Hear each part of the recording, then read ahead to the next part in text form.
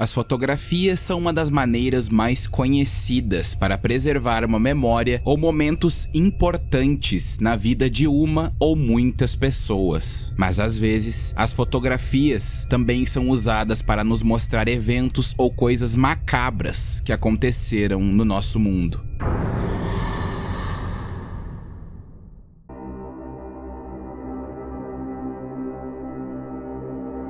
Blanche Monnier era uma mulher francesa que vivia com sua família burguesa em Poitiers, na França. E aos seus 25 anos, ela anunciou a sua mãe sua intenção de se casar com um advogado, o qual ela era apaixonada. Mas o que Blanche não previu é que a reação de sua mãe foi de extremo desagrado. A mãe de Blanche, com extrema desaprovação, a levou para um quarto no andar de cima de sua casa e a prendeu ali, falando que só a libertaria quando ela renunciasse esse amor pelo advogado, algo que Blanche nunca fez. E por causa disso, ela ficou presa lá por 25 anos. E só foi libertada porque alguém deu uma pista anônima à polícia. E quando eles foram verificar a veracidade dessa pista, se depararam com uma imagem aterradora. Blanche foi condenada por sua própria mãe a viver na escuridão. Quando os policiais entraram, o cheiro era inimaginavelmente insuportável. Blanche estava esquelética, pesando apenas 25 quilos e estava deitada em sua cama, cheia de sujeira, baratas, comida podre e crostas de seus próprios dejetos. E depois de seu resgate, ela foi internada em um hospital psiquiátrico, onde morreu em 1913. E sua mãe faleceu 15 dias após ter sido presa, e seu irmão foi inocentado após uma apelação.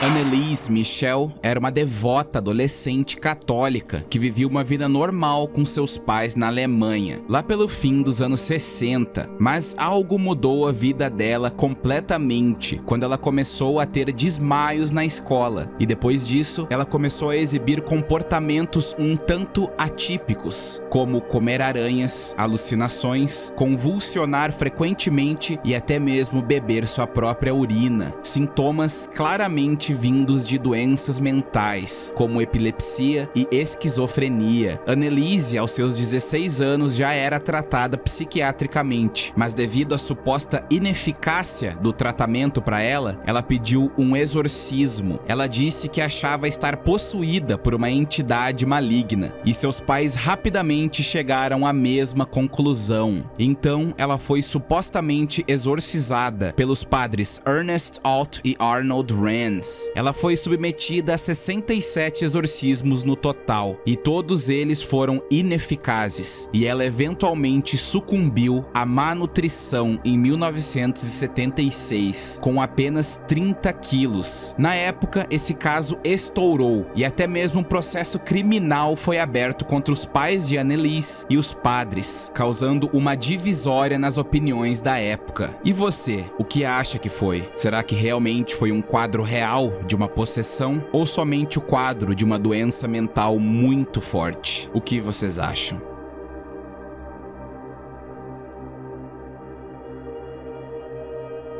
John Wayne Gacy é um dos serial killers mais conhecidos dos Estados Unidos. Utilizando da sua persona de Patches ou Pogo, o palhaço, ele fazia de tudo para manter uma boa impressão. Mas sua fama não vem do fato de ele trabalhar em eventos de caridade como um palhaço, mas sim de ele ter sido responsável por acabar com a vida de pelo menos 33 adolescentes, onde 26 dessas pessoas ele enterrou sobre o assoalho de sua casa. Outras 3 foram enterradas em outras partes da residência, e os corpos das 4 últimas foram jogadas no rio Des Plaines. E quem diria que uma foto inocente dessas pode ter previsto um dos maiores assassinos dos Estados Unidos, alguém responsável por ter causado tanto sofrimento e dor a outros seres humanos.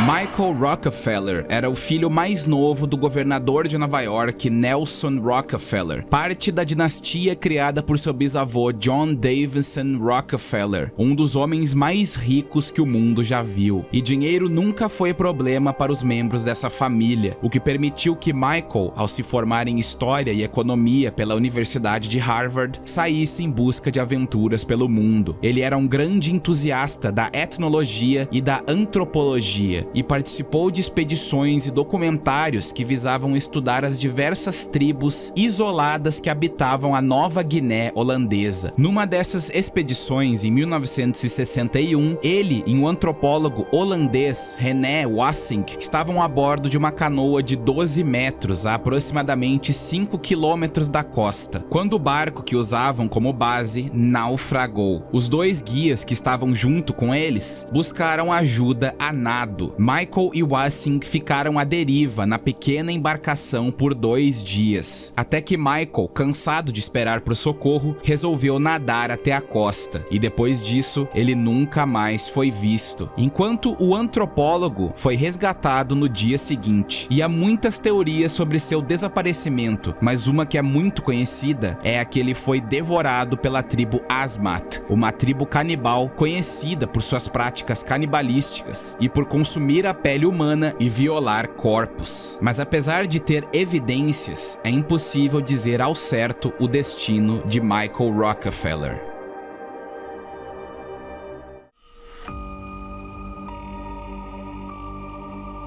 Essa foto é muito famosa e foi utilizada para fins um tanto enganosos. Muitas pessoas usaram essa foto para tentar provar a existência de entidades sobrenaturais, utilizando o argumento que essa foto mostra um homem sendo possuído, mas a verdade é muito mais triste e macabra do que isso. Antes que o choque de guerra fosse chamado de neurose de guerra ou transtorno de estresse pós-traumático, e antes que os especialistas realmente começassem a entender o trauma psicológico que a guerra pode causar, os veteranos da Primeira Guerra Mundial eram em grande parte deixados para lutar com suas próprias guerras mentais sozinhos. Essa imagem assustadora mostra um soldado da Primeira Guerra Mundial em estado de choque, mostrando que o horror da guerra e ficar preso em uma trincheira pode fazer a um homem. Ela foi capturada em setembro de 1916. Essa foto foi tirada anos antes do fim da Primeira Guerra Mundial, e com certeza ele não foi o único a passar por esse transtorno mental que assolou muitos após o fim da guerra.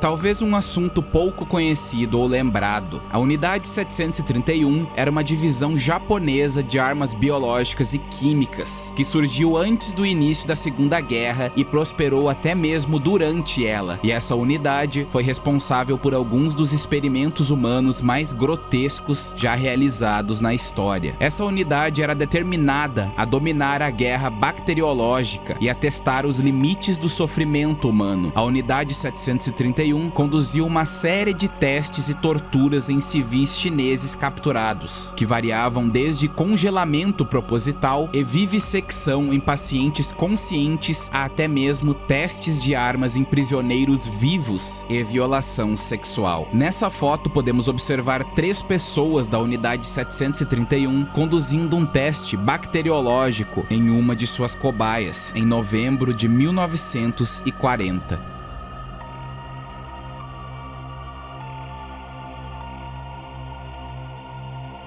Poucas fotos do passado são tão perturbadoras como as fotos que foram capturadas em instituições mentais de décadas ou séculos atrás. Nessa foto está um dos incontáveis pacientes que foram detidos em uma instituição psiquiátrica francesa em 1900. Não está claro de que condição este infeliz paciente sofria. Na época, as pessoas podiam se comprometer com praticamente qualquer coisa, desde depressão e até esquizofrenia e dificuldades de aprendizado. Com os abusos de pacientes como este acontecendo a portas fechadas, certamente nunca saberemos a extensão do trauma que essas pessoas sofreram dentro das instituições mentais de antigamente.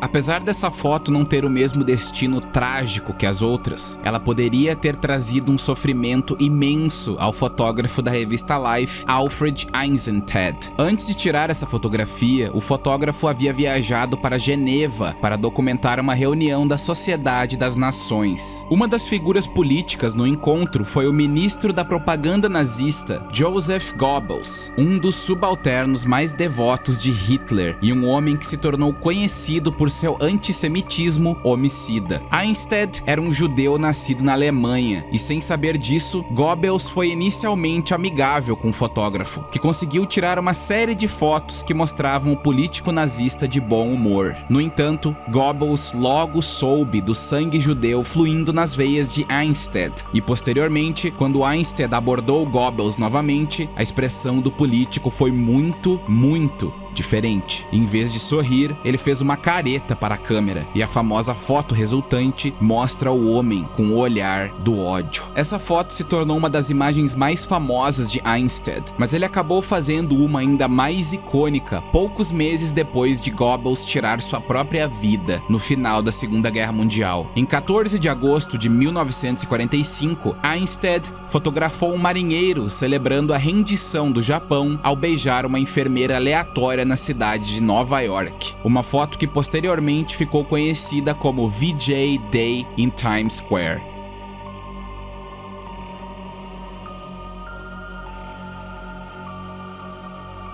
James Patrick Bolger foi um menino britânico de 2 anos que foi raptado, torturado e morto por Robert Thompson e John Venables quando os dois tinham apenas 10 anos de idade. O menino foi levado a um cemitério onde foi espancado com uma barra de ferro de 10 quilos e tijolos. Os criminosos ainda jogaram tinta azul turquesa em seu rosto e colocaram baterias em seu orifício oral e anal, além de abusar sexualmente do menor manipulando seu órgão sexual. O corpo de James foi deixado em uma estrada de ferro de Liverpool para fazer com que a morte parecesse um acidente. Uma câmera de segurança registrou o momento em que James Bolger foi conduzido por um de seus assassinos para fora do shopping New Strand, onde ele estava com a mãe, que se descuidou com o menino por apenas alguns instantes. Algumas testemunhas alegaram ver James chorando e com um machucado na cabeça. O crime é considerado um dos mais chocantes acontecimentos na Grã-Bretanha e virou um filme indicado ao Oscar em 2019. A mãe de James, Denise Fergus, disse à revista Época que se sente enojada e triste pelo fato do diretor ter humanizado os assassinos. Já o pai de James, Ralph Bolger, lançou uma campanha em meados de 2019 para que a ordem que garantia o anonimato de Venables fosse suspensa, dizendo: "Ele é perigoso e é um predador, abusador e assassino de crianças. Estou chocado que ele seja solto de novo para abusar de outra criança, como fez com o meu filho." Robert Thompson vive anonimamente após sua pena. Já Venables, como Ralph Bolger tinha previsto, foi preso novamente devido ao seu envolvimento num caso de pornografia infantil, mas ele estava para ser solto em setembro de 2019.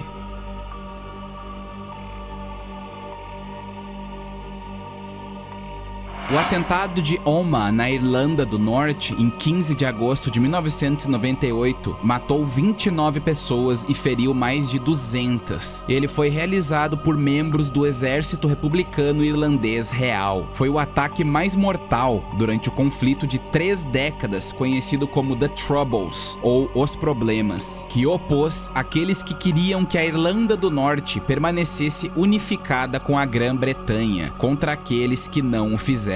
Provavelmente a foto mais assustadora tirada durante a totalidade desse conflito foi esta imagem que mostra um pai feliz e seu filho despreocupado ao lado de um carro que infelizmente estava prestes a explodir com explosivos. E quando a explosão ocorreu, nenhum dos dois sobreviveu. Muito obrigado por assistir o vídeo. Se você gostou, deixe seu like e inscreva-se para acompanhar os futuros uploads do canal. E não esqueçam, o medo mais antigo e forte é o medo do desconhecido.